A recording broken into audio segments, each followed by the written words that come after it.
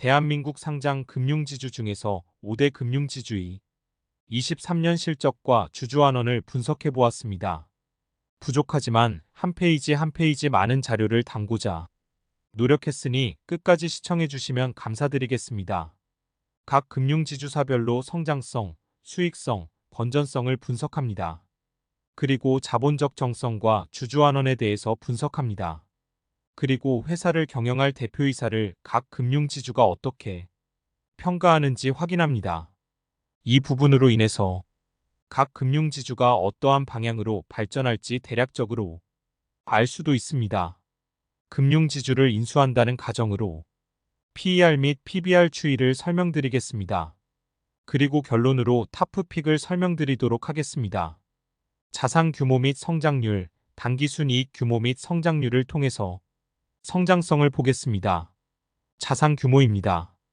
2021년 2분기에 비하여 5대 금융지주가 전반적으로 성장하였습니다. 2021년에는 KB와 신한이 2강을 이루고 3위와의 격차를 벌리고 있는 모습이었습니다. 2023년까지는 3위인 하나금융지주가 격차를 좁히는 모습입니다. 4위와 5위의 차이는 유사하게 유지됩니다. 5대 금융지주의 자산 성장 측면에서는 2022년 3분기에 전반적으로 가장 높은 자산을 형성하고 2022년 4분기에 자산이 감소하였습니다. 2023년 1분기부터 조금씩 자산이 성장하여 다시 2022년 3분기 수준에 도달한 상황입니다. 자산 성장률입니다. 전체적으로는 2022년에는 자산이 10% 내외 성장하였고 2023년에는 성장률이 감소하는 모습입니다. 금리 인상에 따른 위험 관리가 우선되는 모습을 확인할 수 있습니다. 전 금융사가 전체적인 추이는 비슷하지만 자산 성장률 측면에서는 하나금융지주가 높은 수준입니다. 우리금융지주는 23년 3분기에 자산이 약 3.2% 역성장 하였습니다. 자산의 전분기 대비 성장률입니다. 2022년 3분기까지는 전분기 대비 성장하였으나 2022년 4분기에는 성장률이 감소하였습니다. 2023년에는 전반적으로 성장률이 미비한 수준입니다. 2023년 4분기에는 하나금융지주는 자산이 역성장하였고 KB와 신한은 성장보다는 관리에 초점을 두었습니다. 자산 성장도 중요하겠지만 해당 자산에서 얼마나 이익이 손실 없이 잘 발생하는지가 더욱 중요합니다. 당기순이익을 분기별 누적으로 살펴보도록 하겠습니다. 전반적으로 2021년에서 2022년에는 성장하였습니다. 2022년에서 2023년에는 전반적으로 성장하지 못하였지만 상생금융 효과가 없었다면 2023년에도 성장하였습니다. 2021년에 리딩금융은 KB금융지주입니다. 2022년에 리딩금융은 신한지주입니다. 2023년에 리딩금융은 다시 KB금융지주가 되었습니다. 신한지주가 2022년에 신한금융투자 사오기 전이 일회성이익으로 격차가 크게 보입니다. 2024년에는 상생금융의 일회성 효과가 없기 때문에 성장할 것으로 생각됩니다. 다만 상생금융이 다시 언급이 될 수 있습니다. 분기별 당기순이익 누계의 전년 대비 성장률입니다. KB금융지주는 22년에는 나홀로 약 7%를 역성장하였지만 23년에는 나홀로 약 12%를 성장하였습니다. 신한금융지주는 22년에는 16% 성장, 23년에는 6% 역성장입니다. 하나금융지주는 22년에는 약 1.2% 성장, 23년에는 약 3.3% 역성장입니다. 3년간 유사하고 변동이 적습니다. 은행은 지속 성장하였으나 다른 자회사의 역성장 효과이기 때문에 아쉬운 측면이 있습니다. 우리금융지주는 22년 약 20% 성장하였으나 23년에는 약 20% 역성장하였습니다. 기업은행은 22년에는 약 10% 성장, 23년에는 0% 성장으로 유지하였습니다. 전반적으로 22년에는 성장, 23년에는 역성장하여 성장세가 전체적으로 동결되었습니다. 상생금융의 효과로 고려됩니다. 수익성 분석을 보도록 하겠습니다. 금융회사에서 매출이익과 같은 NIM은 순이자 마진입니다. 금융자산에서 발생한 수익에서 금융자산을 조달하기 위해 사용한 비용이자 등을 제외한 비율입니다. CIR은 판관비 비율입니다. CCR은 대손비용 비율입니다. ROA는 전체 금융자산에서 수익이 얼마나 발생하는지에 대한 비율입니다. ROE는 자기자본에서 수익이 얼마나 발생하는지에 대한 비율입니다. NIM 지표입니다. 금융지주 전체는 22년까지 NIM이 꾸준히 상승합니다. 그 이후 23년부터 NIM의 방향성이 달라집니다. KB, 신한은 성장하는 모습입니다. 하지만 다른 금융지주는 하락하는 모습입니다. 신한의 경우에는 21년 3분기까지는 타사 대비 높은 수준을 유지하였으나 그 이후 KB와 비슷한 수준으로 하락하였습니다. 금리 인하에 따라서 NIM은 추가적으로 하락할 가능성이 있습니다. CIR 비율입니다. 금융 서비스가 점차 비대면으로 전환되어 CIR 비율이 낮아지는 추세입니다. 21년 실적 대비하여 5대 금융지주 모두 CIR 비율이 낮아지는 추세입니다. 특히 기업은행이 CIR 비율은 타사 대비 가장 낮습니다. 대손비용률인 CCR 비율입니다. 2021년 2분기부터 지속적으로 CCR 비율은 높아지는 상황입니다. 금리 인상으로 인해서 부실 채권의 비중이 높아지고 있고 그 부분에 대해서 선제적으로 대손 충당금을 적립하는 과정에서 CCR 비율이 높아지고 있습니다. 기업은행과 KB금융지주가 가장 높은 비율로 적립합니다. 하나금융지주가 0.39%로 낮은 비율로 적립합니다. ROA 지표입니다. 전반적으로 0.6%에서 0.8% 수준에서 유지하는 모습입니다. ROA가 유지되더라도 자산이 성장하기 때문에 이익이 증가할 수 있는 모습입니다. 4분기는 통상적으로 금융회사에서 여신 업무가 정리되는 상황이기 때문에 ROA 지표가 낮아지는 모습입니다. 특히 23년 4분기는 상생금융에 대한 일회성 비용 인식으로 낮은 수준으로 떨어졌습니다. 신한이 0.66%로 가장 높습니다. 우리 금융지주가 0.54%로 가장 낮습니다. 0.6% 수준이 평균입니다. ROE 지표입니다. 금융지주별로 10%에서 14% 수준이 범주에서 결정됩니다. 2023년 4분기는 상생금융의 비용 인식으로 ROE가 급격히 하락하게 됩니다. 2023년도는 5대 금융지주가 대부분 8% 수준입니다. 2022년, 2021년도는 10% 수준에서 높거나 낮은 수준으로 결정되었습니다. 건전성 지표인 NPL 비율과 NPL 커버리지 비율을 살펴보겠습니다. 금융지주에서는 건전성이 곧 비용과 금융회사 자체의 안전성에 연결되기 때문에 매우 중요한 지표입니다. NPL 비율이 높아지면 이를 상쇄하기 위해서 대손 충당금이 증가하여 비용 증가, 주주환원 감소로 이어집니다. 금융회사가 자산을 투자할 때 위험자산이 비중이 높다면 NPL의 비율이 높아질 가능성이 있습니다. 따라서 당장의 수익성이 높다고 해도 추후 대손 비용으로 수익이 감소하여 결국에는 수익성이 오히려 더 낮을 수도 있기 때문에 중요한 지표입니다. NPL 비율입니다. 전체적으로 코로나 기간 동안 낮아지는 추세이었고 2022년 기간에 가장 낮은 수치입니다.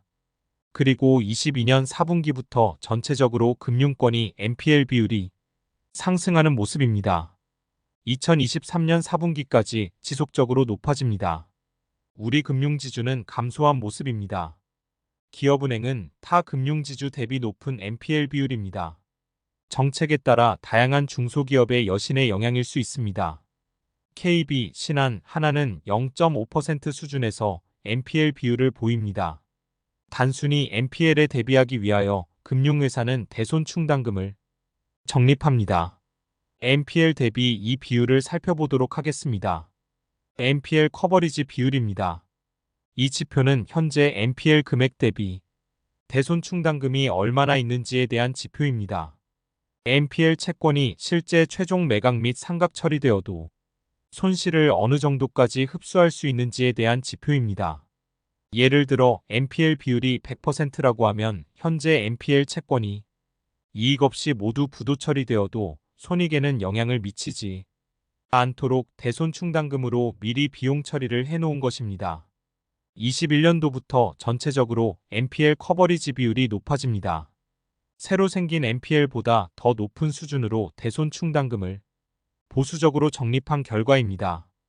23년도는 금리 인상에 따른 취약 차주를 대비하여 선제적으로 대손충당금을 적립했음에도 불구하고 NPL 비율이 상승함에 따라서 NPL 커버리지 비율이 낮아지는 모습입니다.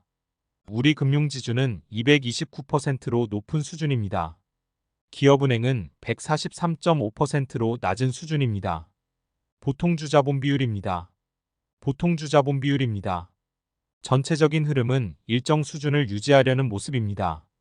KB금융지주는 2023년도에 좋은 성장을 통하여 가장 높은 수준인 13.58%를 달성하였습니다. 신한 하나금융지주는 13% 초반을 달성하였습니다. 13% 이상으로 우수한 편입니다. 우리 금융지주의 경우에는 10% 수준에서 꾸준히 자본 비율을 높여서 23년에는 12%에 근접한 모습입니다. 규모의 확장이나 주주환원보다는 보통 주자본 비율을 높이기 위해서 집중해야 하는 상황으로 고려됩니다. 기업은행은 11% 수준에서 관리되고 있는 모습입니다. 보통 주자본 비율도 중요하지만 정부의 정책 방향에 따라서 다양한 중소기업의 자금 지원이 중요할 것으로 고려됩니다. 주주환원입니다. 이익잉여금 비율, 배당 성장, 자사주 소각, 총주주환원율 대해서 알아보도록 하겠습니다. 자본 내 이익잉여금 비중입니다.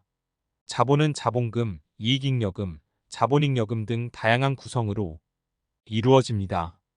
특히 이익잉여금은 단기순이익에 대한 누적이기 때문에 유상증자가 없이 꾸준히 단기순이익이 발생할 경우에는 이익잉여금 비중이 높아집니다.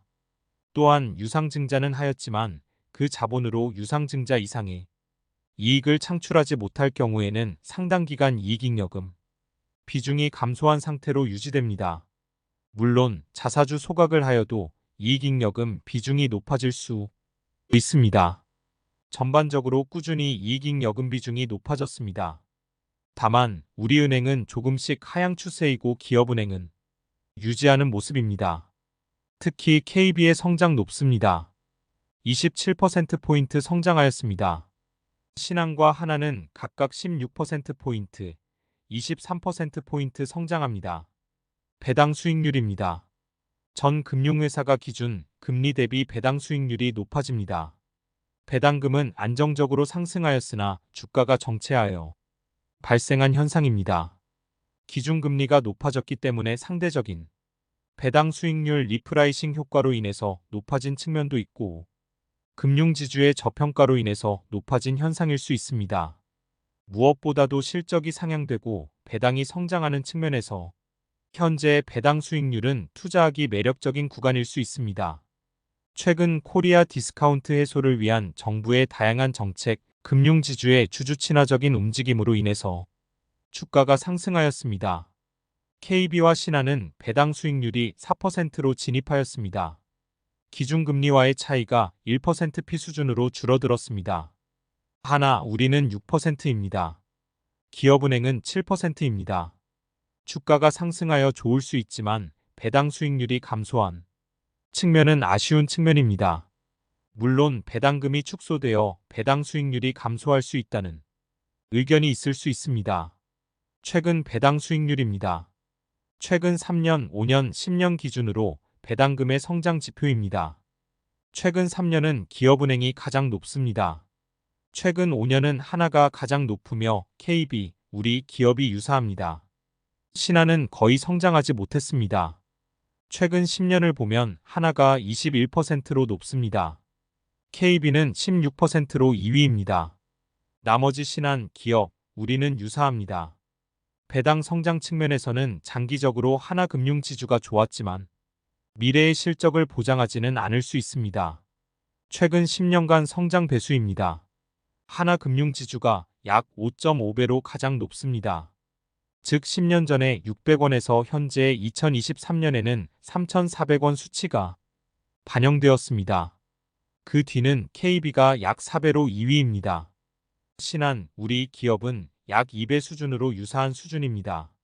최근 10년간 물가 상승률이 약 2배였다면 배당금 상승을 통해서 실질적인 구매력 상승으로 이어지지는 못한 아쉬움이 있습니다. 발행 주식수 대비 자사주 소각 비율입니다. KB가 약 6.36%를 소각하여 가장 높은 수준입니다. 2위는 기업은행이 약 5.36%이지만 일회성인 점은 아쉬운 측면입니다. 신한이 5.35%로 3위이지만 2024년 결과에 따라서 기업은행보다 높은 2위로 변동이 가능합니다. 하나금융지주는 4.87%로 4위입니다. 우리금융지주는 1.81%로 낮습니다. 우리금융지주는 적극적인 주주환원보다는 적극적인 보통주자본 비율 성장이 우선으로 고려됩니다. 총 주주환원율입니다. 총 주주환원율은 이익 대비 배당과 자사주 소각 실적을 모두 고려한 주주환원율입니다. 2020년에는 코로나로 인해서 미래 대비를 위해서 주주환원이 전반적으로 낮아진 상황입니다. 그럼에도 불구하고 신한금융지주는 주주를 위하여 28%를 환원하였습니다. 2021년부터 꾸준히 상승하였습니다. 2023년에는 전반적으로 30% 이상을 달성하였습니다. KB금융지주는 38%로 곧 40% 이상 달성이 보입니다. 대표이사 성과지표입니다. 금융지주는 주주가 모두 분산되어 있기 때문에 절대적인 대주주가 없습니다. 따라서 소유와 경영이 분리된 점은 거버넌스 측면에서 좋지만 그만큼 대표이사에 대해서 수준 높은 관리 감독이 필요합니다. 성과지표 중에서 특히 수치화될 수 있는 정량지표입니다. 금융회사는 대표이사의 성과를 측정하고 성과급도 법규에 따라 3년 이상으로 나누어서 지급하도록 합니다. 연간 성과의 기준이 되는 단기 지표부터 보도록 하겠습니다. 금융회사인 만큼 수익성과 건전성을 모두 중요시합니다. KB는 주주이익 부분을 제외하고 전반적으로 분포합니다. 신한과 하나는 수익성, 건전성, 주주 수익률을 봅니다. 우리는 수익성, 건전성, 자본적 정성을 봅니다. 우리금융지주가 최근에 보통주 자본 비율이 꾸준히 상승시켰던 이유를 짐작할 수 있습니다. 기업은행은 사업보고서에서 내용을 확인할 수 없었습니다. 장기지표를 보도록 하겠습니다. 기업을 제외한 모든 금융회사가 성장성, 수익성, 건전성, 주주이익을 포함합니다. 그리고 KB와 하나는 비은행 부분, 하나는 글로벌 부분을 주요 지표로 설정합니다. 하나금융지주는 은행이 1등 수준인 점을 고려하였을 때 비은행 부분도 1등 달성을 목표로 성과를 달성하면 한 단계 성장할 수 있을 것으로 고려합니다.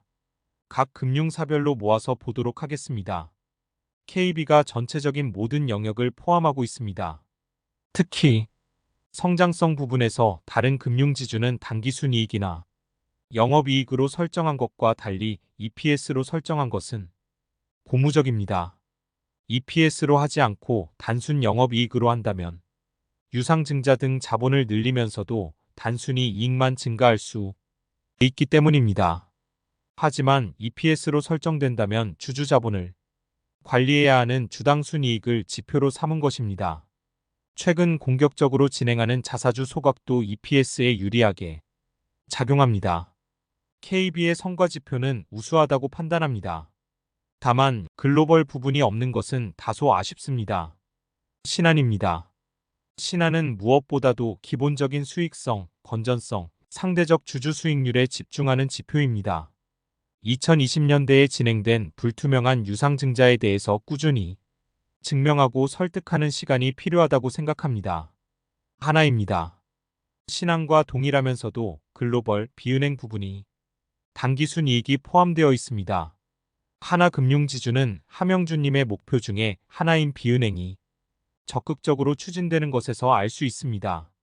다만 2023년 실적에서 비은행 부분은 더욱 악화된 모습을 보여주었습니다. 증권은 단기순 손실입니다. 은행과 유사한 캐피탈뿐만 아니라 보험, 카드에서도 좋은 성과를 달성하기를 기대합니다. 우리 금융지주입니다. 신한과 동일하면서 보통주자본 비율을 추가합니다. 보통주자본 비율은 정부 규제이기 때문에 성과지표로 설정하지 않는다고 해도 10.5% 이상을 유지해야 합니다. 하지만 우리 금융지주에서 증권, 보험 등을 인수하기 위한 기초 작업으로 보통주 자본 비율을 우수한 수준으로 상승시키는 준비 작업이 필요하기 때문에 성과지표로 설정한 것이라고 추측합니다. 우리 금융지주는 보통주 자본 비율을 우선 달성하고 M&A나 주주환원을 증가시킬 수 있을 것으로 고려합니다. 인수 검토를 위한 PER 및 PBR입니다. 우선 PER부터 살펴보도록 하겠습니다. 최근 10년간 PER은 꾸준히 하락하는 모습입니다. 다만 최근 정부 당국의 코리아 디스카운트 해소를 위한 저PBR에 대한 정책 및 관심이 있었습니다. 또한 금융지주의 주주환원 증가에 따라서 주가가 상승하는 모습입니다. 2023년까지 지속 하락하였으나 2024년부터 PER이 성장하는 모습입니다. KB는 5.32배로 5배 이상으로 회복하였습니다. 신한은 4.83배로 5배 수준입니다. 하나는 4.68배입니다. 우리와 기업은 3배 수준입니다. 전반적으로 2020년 수준의 PER로 회복하였습니다. 현재와 같은 추세가 유지되어 2013년 수준으로 회복한다면 현재 주가 기준으로 2배 이상 상승이 기대됩니다. PBR입니다. 전반적으로 PER과 같은 모습입니다. 2017년부터 꾸준히 하락하였고 2024년 최근부터 다시 상승한 모습입니다. 최종적인 결론입니다. 우선 5개 금융지주 모두 대한민국 자본주의 성장 기간 동안 많은 은행이 통폐합하면서 생긴 우수한 금융지주입니다. 저의 탑-픽은 각자의 상황과 성향에 따라서 다르다고 생각합니다. 각 금융지주마다 특징이 있습니다. KB는 가장 높은 수준으로 모든 업종의 자회사를 보유하고 안정되면서 꾸준히 성장하는 모습입니다. 그에 따라 최근 10년간의 배당금 성장률도 16%로 높습니다. 다만 배당 수익률이 다른 금융지주에 비해 낮습니다.